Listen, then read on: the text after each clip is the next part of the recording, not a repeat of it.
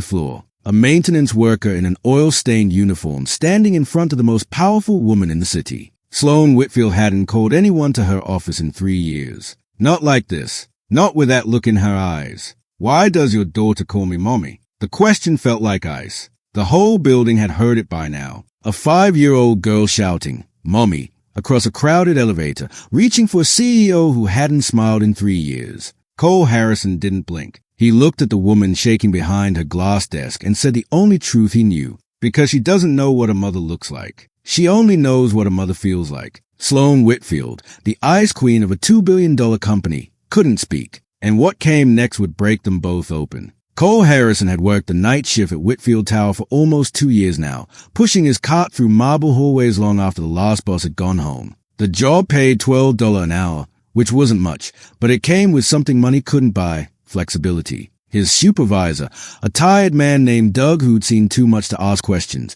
let Cole clock in at 6 o'clock in the evening and clock out at 2 o'clock in the morning. That schedule meant Cole could pick up Rosie from kindergarten at 3, spend the afternoon with her, feed her dinner, and get her settled before his shift began. It wasn't perfect. Nothing had been perfect since Meredith died, but it was enough to keep them going. And some days, that was all Cole could ask for. The problem was the gaps. Rosie's babysitter, a retired school teacher named Mrs. Finley who lived 2 doors down, had been reliable for 18 months straight. Then her sister in Florida got sick, and suddenly Cole found himself staring at a calendar full of holes. He tried everything. Other neighbors, the church daycare, even a teenager down the block who claimed she was great with kids. None of it worked. The neighbors had their own lives. The church daycare closed at 5. The teenager spent more time on her phone than watching Rosie. So on the nights when there was no one else, Cole did the only thing he could. He brought his daughter to work. The basement of Whitfield Tower had a storage room next to the mechanical systems, a cramped space filled with old office furniture and forgotten files. Cole had dragged a small couch in there months ago, the kind with faded cushions and a slight smell of dust. Rosie called it a secret fort. She would curl up with her stuffed bear, a ratty thing named Mr. Buttons that had been through the wash so many times his fur was flat, and she would draw pictures until sleep took her. Cole checked on her every 30 minutes, his heart pounding each time he pushed open that door. The guilt never left him. A 5-year-old shouldn't spend her nights in the basement. But the other choice was worse. The other choice was no job, no apartment, no food on the table. Rosie never complained. That was the thing that broke him most. She treated those nights like adventures, whispering to Mr. Buttons about the castle they were exploring, asking Cole if there were dragons in the boiler room. She had her mother's imagination, that wild ability to turn something ugly into something beautiful, and she had her mother's eyes too, wide and brown and filled with a light that shouldn't exist in a child who had lost so much. Cole would look at her sometimes,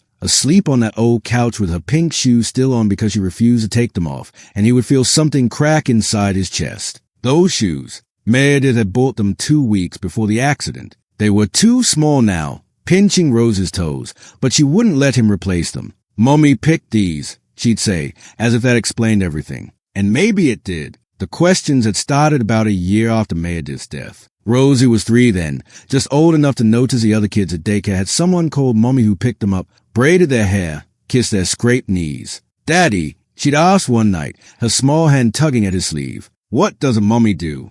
Cole had frozen. How do you explain a mother to a child who would never remember hers? He couldn't show her pictures. Rosie didn't recognize the woman in the photographs, couldn't connect that frozen smile to anything real. So instead, he told her what a mother did. He told her a mother was a person who knelt down when you fell, who tied your shoes and checked them twice because once was never enough. A mother was a person who looked at you like you were the most important thing in the world, who smiled just from seeing your face. A mother was warmth and safety and the feeling that you mattered. Rosie had listened carefully, nodded slowly, and from that day on, she searched for her mother everywhere. The first time Sloane Whitfield saw the girl, it was 11 o'clock on a Tuesday night. She had stayed late to review contracts, the same way she stayed late every night, because going home meant sitting in an empty penthouse with nothing but silence and memories. The elevator doors opened to the parking garage, and there, sitting cross-legged on the concrete floor with crayons scattered around her, was a child. Sloane's breath caught.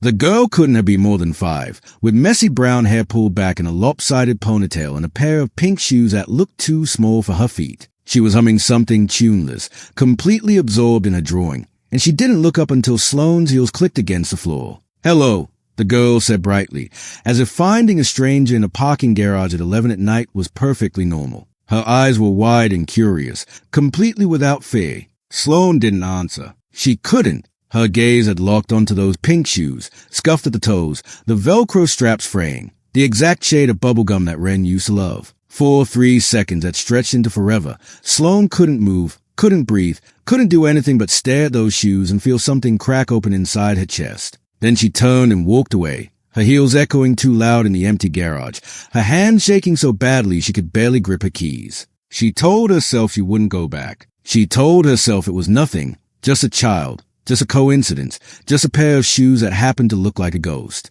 But the next night, Sloane found herself leaving her office at 11 again. And the night after that, the girl wasn't always there. Sometimes the basement hallway was empty, and Sloane would feel something that might have been disappointment if she allowed herself to name it. But when the girl was there, Sloane would slow her steps, would let her eyes linger for just a moment on that small figure with the crayons and the stuffed bear and the pink shoes. She never spoke. She never got close. She just watched from a distance, the way you might watch a fire when you know the warmth could burn you. The girl noticed her on the 4th night. "Hello, elevator lady," she called out, waving with a crayon still clutched in her fist. Sloane nodded stiffly and kept walking. But something shifted inside her. Some wall developed a crack she couldn't seal. The 5th night, the girl was crying, small hiccuping sob that echoed off the concrete walls. She was sitting in a corner, her knees pulled to her chest, her face buried in the ratty fur of her stuffed bear. The lights had flickered, some electrical glitch that lasted maybe 10 seconds. But in the basement, 10 seconds of darkness was forever. Sloane stood, 20 feet away, her hand pressed against the cold wall, watching this child shake with fear. She didn't go to her. She couldn't. But she stood there until the crying stopped, until the girl lifted her head and saw her standing in the shadows. "Are you scared of the dark, too?" the girl asked, her voice still wobbly. Sloane's throat tightened. "Yes," she heard herself say. It was the first word she'd spoken to the child. And it wasn't a lie. She was terrified of the dark, not the absence of light, but the darkness that had lived inside her for 3 years, the shadows that crept in whenever she stopped moving long enough to feel. The 6th night changed everything. The girl was struggling with her shoelaces. The Velcro straps on her pink shoes had finally given out, and her small fingers couldn't manage the knot Cole had tied that morning. She tugged and pulled, her face scrunched in frustration. And then she tripped. It wasn't a bad fall. Her knees hit the concrete. Her palms scraped against the rough surface. But the sound she made, that small cry of surprise and pain, cut through Sloane like a knife. Before she knew what she was doing, Sloane was moving. Her heels clicked against the floor. Her designer suit rustled as she knelt down, and her hands, the hands that signed billion-dollar contracts, that built an empire from nothing, gently took hold of the girl's shoe. "Let me," Sloane said quietly. She tied the laces slowly, carefully, the way she used to do for Ren every morning before school. When she finished, she tugged on the laces to test them, then tugged again. Once was never enough. That's what Ren used to say, giggling as Sloane double-checked her knots. Sloane's fingers trembled as she lowered the girl's foot back to the ground. "Are you a mommy?" the girl asked. The question hit Sloane like a physical blow. She looked up into those wide brown eyes, so full of innocent curiosity, and for one terrible moment, she couldn't remember how to breathe. She stood suddenly, her knees protesting, her heart slamming against her ribs. She didn't answer. She couldn't answer. She turned and walked away, faster than before, almost running, her heels striking the concrete like gunshots. Behind her, she heard the girl's voice call out something, but she didn't stop. She couldn't stop. The next week, it happened in the elevator. Sloane had just finished a board meeting, her mind full of numbers and projections, when the doors opened on the lobby level and a maintenance worker stepped in with his daughter. The girl's eyes went wide. She pointed directly at Sloane, her small finger aimed like an arrow, and shouted at the top of her lungs, "Mommy!" The elevator went silent. 3 executives, 2 assistants, and a security guard all turned to stare. Sloane felt the blood drain from her face. The maintenance worker, a tall man with tired eyes and oil stains on his uniform, looked horrified. He grabbed his daughter's hand and whispered something urgent. But the girl wasn't listening. She was straining toward Sloane, her face lit up with joy, as if she'd just found something precious she thought she'd lost forever. "Mommy, you came back." The doors opened. Sloane fled. She didn't remember pressing the button, didn't remember pushing past the staring faces, didn't remember anything until she was in her office with the door locked, her back pressed against the wall, her chest heaving. The word echoed in her head like a scream. Mommy, mommy, mommy. Nobody had called her that in 3 years. Nobody would ever call her that again, because Ren was gone, buried in a cemetery across town, wearing her favorite pink shoes because Sloan couldn't bear to see them empty. By noon the next day, the whispers had spread through every floor of Whitfield Tower. The CEO and the maintenance worker, the Ice Queen and the mystery child. Sloan heard fragments everywhere she went, hushed conversations that stopped when she approached, sideways glances from assistants who didn't think she noticed. She noticed everything. She always had. And she noticed the way people looked at her now. Not with fear or respect, but with something was curiosity, pity, questions she couldn't answer because she didn't understand them herself. She called her head of HR that afternoon. Find out who the maintenance worker is, the one with the daughter. Her voice was ice, the same voice she used for hostile negotiations and boardroom takeovers. His name, his file, everything. The file arrived within the hour. Cole Harrison, 38 years old, widowed, one daughter, age 5, night shift maintenance, excellent performance reviews, no complaints. Sloan stared at the photograph clipped to the file, a man with a strong jaw and tired eyes, the kind of eyes that had seen too much and kept going anyway. She recognized something in those eyes. She'd seen it in her own mirror every morning for 3 years. Bring him to my office, she told her assistant. Now. Cole had never been above the 20th floor. The elevator climbed in silence, each number ticking by like a countdown to execution. His hands were clean now. He'd scrubbed them 3 times in the basement bathroom, but he could still feel the phantom grease under his nails, the invisible evidence of who he was and where he belonged. The doors opened to a reception area that cost more than his yearly salary, marble floors, crystal chandeliers, a view of the city that made everything below look small and unimportant. The assistant who escorted him didn't make eye contact. She just pointed to a door at the end of the hallway and walked away. Sloan Whitfield stood behind her desk like a general preparing for war. She was tall, taller than he expected, with sharp cheekbones and blonde hair pulled back in a tight twist. Her suit probably cost more than his car. Her eyes were the gray of winter storms, cold and distant and impossible to read. Cole had seen those eyes on the company portraits that hung in the lobby. But in person, they were different. In person, there was something behind the ice, something that flickered like a wounded animal trying not to show weakness. Mr. Harrison. Her voice was clipped, professional. Do you know why you're here? Cole swallowed. I have an idea. Your daughter. She said the word like it boned her tongue. She's been coming to work with you, against policy, against every rule this building has. Yes, I know. I'm sorry. I'm not interested in apologies. She cut him off with a wave of her hand. I'm interested in explanations. Why does your daughter call me mommy? There it was. The question he'd been dreading since the elevator, since the whisper started, since Rosie first pointed at this woman with joy in her eyes. Cole took a breath. He could lie. He could say Rosie was confused, that she called everyone mommy, that it meant nothing. But he looked at Sloan Whitfield standing there in her armor of silken power, and he saw the tremble in her hands, the tension in her jaw, the way her eyes kept flicking to something on the shelf behind her, a glass case, something pink inside. You think I put her up to it? Cole said quietly. It wasn't a question. The thought crossed my mind. Her voice was sharp but brittle. A single father working night shifts, barely making ends meet. And suddenly his daughter is calling the CEO of a $2 billion company mommy in front of witnesses. It's quite a coincidence. Cole felt something rise in his chest. Not anger exactly, but something close, protectiveness, pride. With all due respect, I didn't even know who you were until last week. Rosie calls you mommy because she thinks you are one. That's the only explanation I have. That's ridiculous. I've barely spoken 2 words to the child. I know. That's what makes it complicated. Cole looked at the glass case again, at the tiny pink shoes inside, and felt a cold understanding settle in his stomach. Do you know how my daughter defines mommy, Ms. Whitfield? Sloan's expression flickered. What? Her mother died 3 years ago. Car accident. Rosie was 2. She doesn't remember her. No memories, no face, nothing. So I couldn't explain what a mommy looked like. I had to explain what a mommy does. Cole's voice was steady now, the voice he used when reading bedtime stories, when explaining hard truths. I told her mommy is someone who kneels down when you fall. Someone who ties your shoes and checks twice because once isn't enough. Someone who looks at you like you're the most important thing in the room. Someone who smiles when they see you, even when everything else is falling apart. Sloane's face had gone pale. Her hand gripped the edge of her desk. Rosie has been looking for Mommy ever since. She called her preschool teacher that once, called our neighbor Mrs. Finley that twice. They all corrected her, told her, no, that's not your mommy. And she accepted it.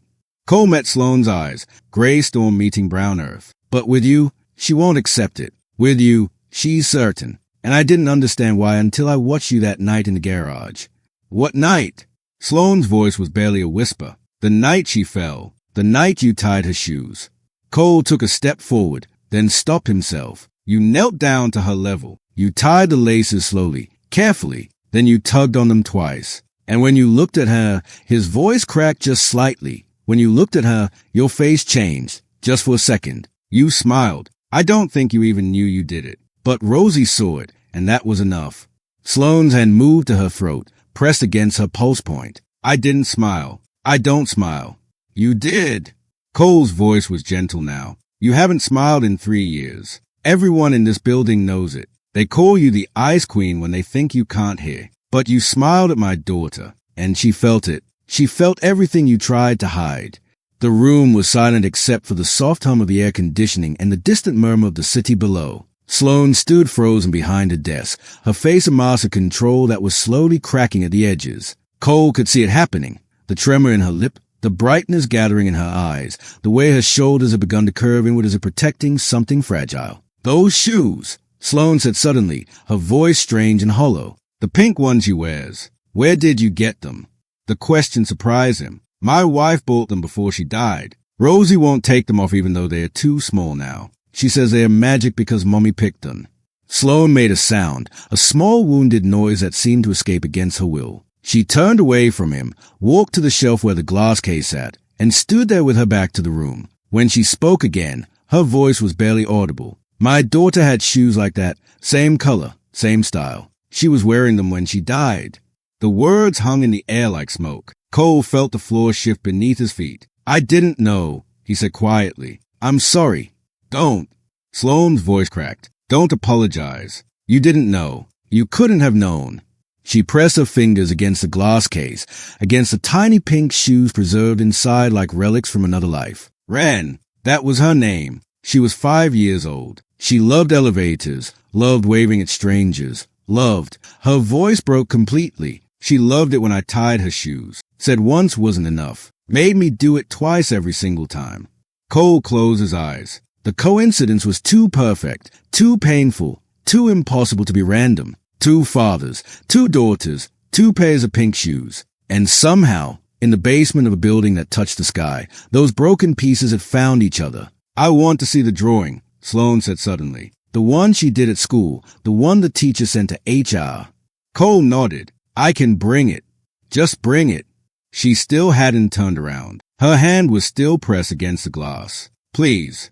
The drawing was done in crayon, the colors bold and slightly smudged where Rose's small hands had pressed too hard. It showed 3 figures, a tall stick figure with brown hair labeled Daddy, a smaller figure with a triangular dress labeled Me, and a third figure standing inside a rectangle. The rectangle had buttons on the side and a line down the middle, an elevator. The figure inside had yellow hair and a red mouth, a smile. Beneath it, in wobbly kindergarten letters, was one word, Mommy.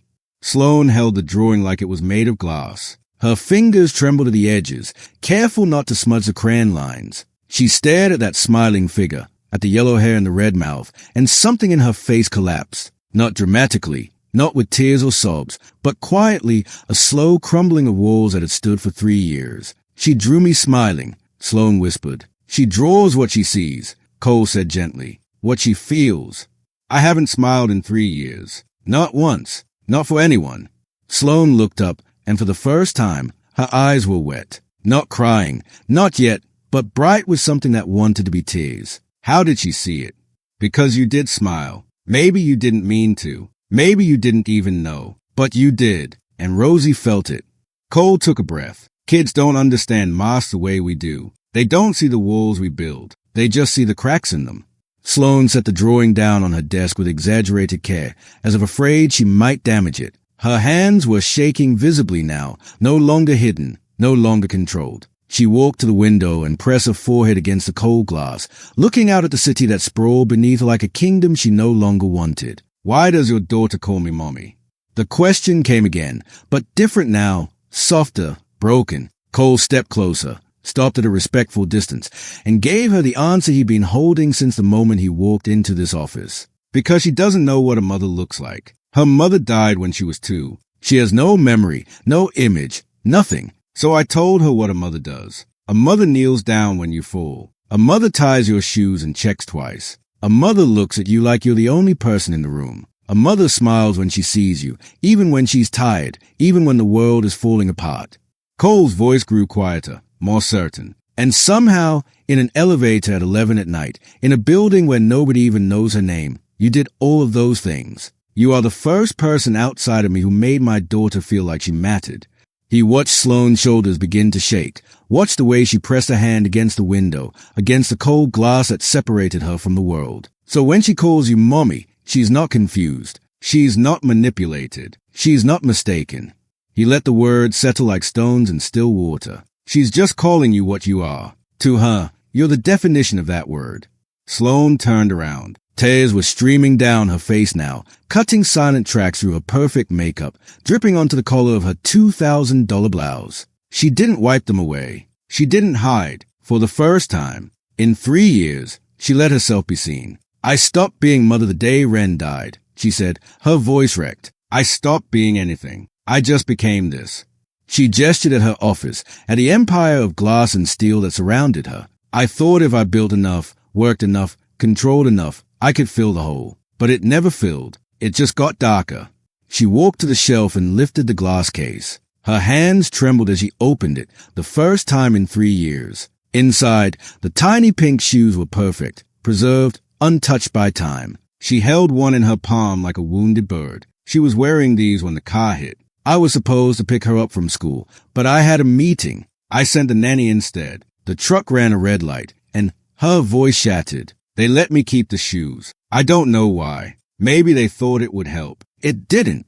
Cole said nothing. There was nothing to say. He simply stood witness to a grief that had been locked away for 3 years, finally finding its way to air. Your daughter, Sloane continued, her voice raw. She looked at me like I was someone worth seeing. Like I wasn't just the ice queen, just a CEO, just a woman who signs the checks. She looked at me like she couldn't finish. Like you were her mother, Cole said softly. Sloane nodded, the tears still falling. I haven't been looked at like that since Ren. I didn't know I remembered what it felt like. But your daughter, she held the small pink shoe against her chest, against her heart. She saw something in me I thought was dead. She saw it, and she called it by name.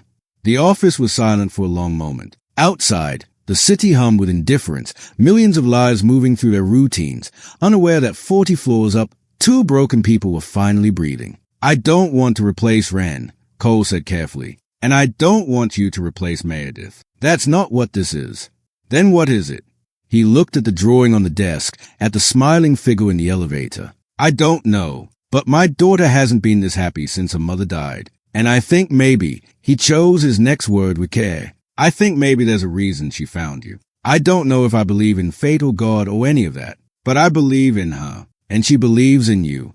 Sloane set the shoe back in the glass case but didn't close it. The lid stayed open, the shoes exposed to air for the first time in 3 years. A small thing, a beginning. I don't know how to do this, she admitted. I don't know how to be around children anymore. I don't know how to be around anyone. Neither do I, Cole said. Honestly, I've been faking it for 3 years. Some nights I lock myself in the bathroom and cry so Rosie won't hear. Some mornings I can barely get out of bed. But I get up anyway because she needs me.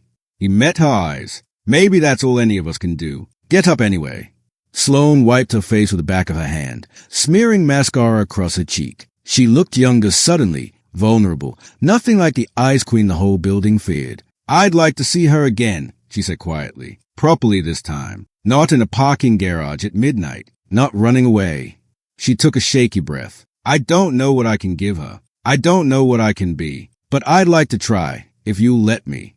Cole thought about Rosie, about the way her face lit up whenever she talked about the elevator lady, about the drawing she made almost every night now. A woman with yellow hair and a smile, standing in a rectangle with buttons. He thought about what it might mean to give his daughter something he couldn't give her himself. Not a replacement mother. Something else. Something neither of them had words for yet. She has soccer practice on Saturday mornings, he said. The field behind the elementary school on 8th Street. Game starts at 10 o'clock. Sloane's eyes widened. You want me to come? I want you to decide if you want to come. Cole picked up the drawing from her desk, looked at it one more time, then set it back down. This is yours. She'd want you to have it. He turned to leave, then stopped at the door. Ms. Whitfield. Sloane. Her voice was soft. Just Sloane. He nodded. Sloane, for what it's worth, I don't think it's an accident that she found you. And I don't think you smiled by accident either. Maybe some part of you has been waiting to be found. He left before she could respond. The elevator carried him back down to the basement, back to his cart and his tools and his daughter, who was probably awake by now, wondering where he'd gone. But something had shifted. The weight on his shoulders felt different. Not lighter exactly, but shared. For the first time in 3 years, Cole Harrison didn't feel completely alone. The soccer field was chaos. 25-year-olds in mismatched jerseys chase a ball across the grass while parents lined the sidelines with coffee cups and folding chairs. Cole stood near the bleachers, watching Rosie run in circles that had nothing to do with the actual game. She was laughing, her ponytail bouncing, her pink shoes flashing against the green grass. She had let him replace the Velcro straps with proper laces last week. A small victory. At 10:15, a black car pulled into the parking lot. It was the kind of car that didn't belong here, all sleek lines and tinted windows, worth more than most of the houses on the block. Cole watched as the door opened and Sloane stepped out. She wasn't wearing a power suit today. Jeans,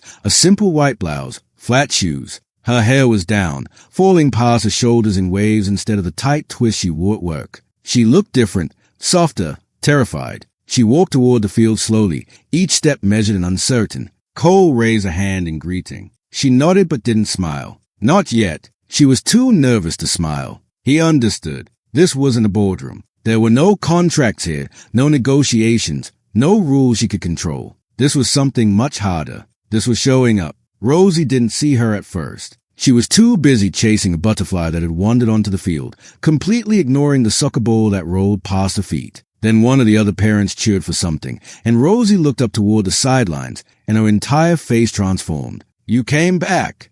She sprinted across the field, ignoring her coach's infused shout, dodging between players like there were obstacles in a video game. She hit Sloane at full speed, wrapping her small arms around the woman's legs, pressing her face against the expensive fabric of her jeans. Sloane stood frozen. Her hands hovered in the air, uncertain, trembling. Cole watched from a distance, his heart in his throat. He saw the war on Sloane's face, the fear, the grief, the desperate hope. And then, slowly, her hands lowered. They settled on Rosie's back, gentle as falling leaves. I came back, Sloane whispered. Rosie looked up, her brown eyes shining. Are you going to watch me play? Yes. Sloane's voice cracked on the word. I'm going to watch you play. Rosie grinned, the same grin her mother used to have, bright and wide and full of trust. And then she grabbed Sloane's hand and pulled her toward the field. Come on, you got to sit with Daddy. He brings the good juice boxes. Sloane let herself be pulled. She sat on the grass next to Cole, their shoulders almost touching, and watched a soccer game where most of the players didn't understand the rules and nobody kept score. Rosie waved at them constantly, forgetting the ball entirely whenever she wanted to make sure they were still watching. They didn't talk much. There wasn't much to say yet. But when Rosie scored her first goal, an accident, really, she'd been trying to kick a dandelion. Cole and Sloane both jumped to their feet. Both cheered, both clapped until their hands hurt. And when Rosie ran toward her with her arms raised in triumph, Sloane knelt down to meet her at eye level. You did it. Rosie threw her arms around Sloane's neck. Did you see? Did you see? I saw everything. For a moment, they stayed like that, a child who had found what she was looking for in a woman who was beginning to remember what it felt like to be found. When Sloane stood up, her eyes were wet, but she was smiling, actually smiling. The first real smile she'd allowed herself in 3 years. Cole pretended not to notice. He handed her a juice box instead. Apple or grape? She laughed. It was a rusty sound, unpracticed, surprised out of her by its own existence. Apple, thank you. They sat back down on the grass and watched the rest of the game in comfortable silence, and something that had been broken for a very long time began, slowly, to mend. 6 months later, the Saturday dinners had become tradition. Every week, Sloane drove her expensive car to Cole's small apartment on the 5th floor of a building with a broken elevator. She brought groceries because Cole wouldn't let her bring anything else, and she learned to make spaghetti because that was Rose's favorite. The kitchen was too small for 3 people, but they made it work, bumping elbows and stepping on each other's feet and laughing at the chaos of it all. Rosie didn't call Sloane Mommy anymore. The word had changed over weeks into Miss Sloane, then shortened to Slow, a nickname that made the CEO of a $2 billion company smile every single time she heard it. Slow, watch this. Slow, try my drawing. Slow, can you do my hair like yours? Small requests, ordinary moments, the building blocks of something that didn't have a name yet but was real enough to hold. Tonight, Sloane was kneeling in the hallway, helping Rosie tie her shoes before bed. The pink ones had finally been retired, placed in a special box in Rosie's closet alongside a photograph of Meredith. The new shoes were purple, Rosie's choice, made after careful consideration in 2 hours at the store. Sloane tied the laces slowly, carefully, then tugged on them once, then twice. Slow. Rosie's voice was sleepy but curious. Why do you always tie them twice?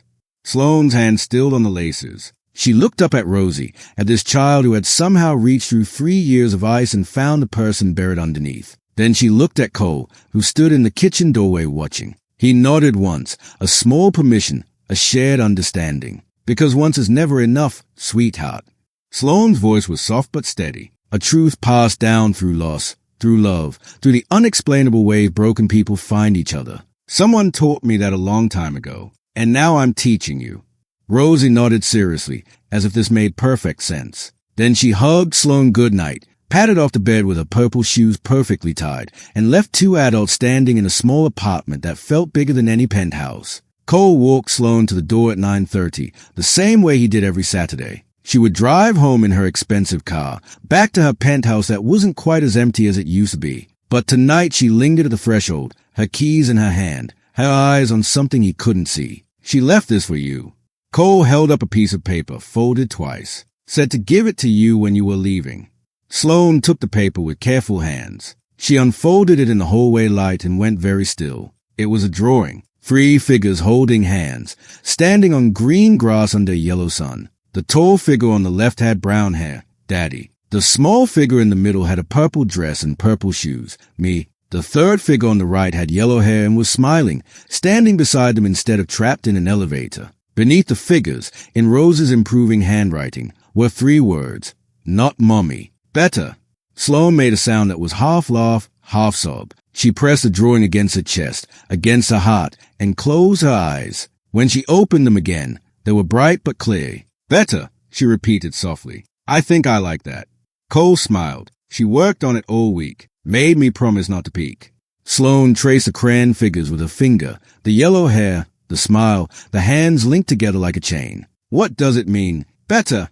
Cole thought about it, about all the ways this word could be interpreted. A child's logic was simple and deep at the same time. I think it means you're not trying to be something you're not. You're not trying to replace anyone. You're just you. And to her, that's better than any label.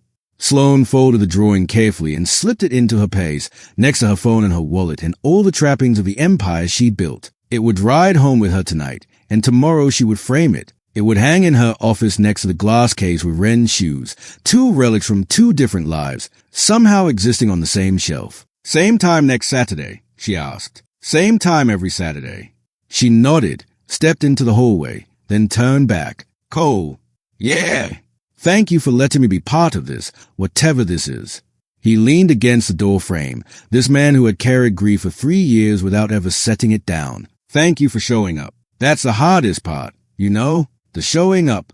Sloane smiled, really smiled, the kind of smile that reached her eyes and stayed there. I'm learning.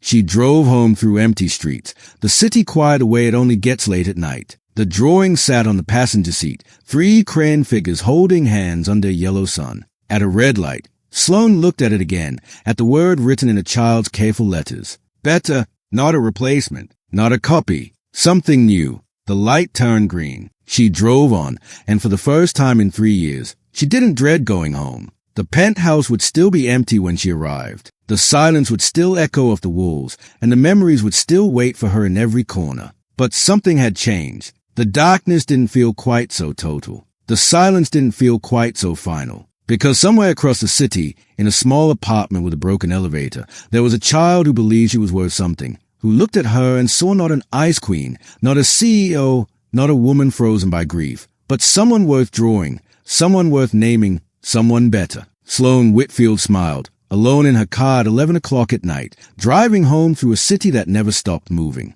The tears on her face were old friends now, familiar and almost welcome. They meant she could still feel. They meant the ice was melting. And next Saturday, she would show up again, because once was never enough.